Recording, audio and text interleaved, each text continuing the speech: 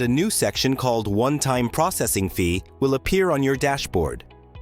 This fee has three parts: a processing fee of $1,097, a medical checkup fee of $80, and a medical insurance fee of $75. This fee is paid only once before taking admission to any college, and like the eligibility fee, it is also non-refundable. Click Pay Now to complete the payment. Without paying this processing fee, you will not be considered for college allocation. When the allocation results are published, your dashboard will update to college allocated. Click View Allocation Details to see which college and course you have been allotted. On the allocation results page, you will see your name, enrollment number, category, and applied course group at the top.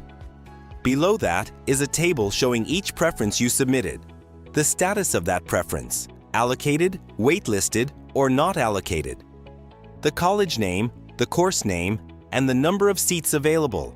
You will also see a Download Firm Letter button on your dashboard. Click it to download your official firm letter, and please take a printout, because you will need to carry it with you when you visit the college for document verification. To finish your admission and pay your college fees, you have to visit the allotted college in person.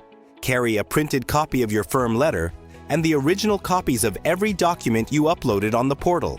The college will verify these originals against your digital uploads, collect your college fees, and confirm your admission. That is the moment your journey to study at Savitribai Phule Pune University truly begins.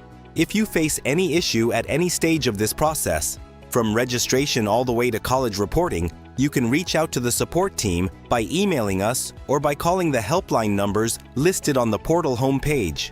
We wish you all the very best, and welcome to Savitribai Phule Pune University.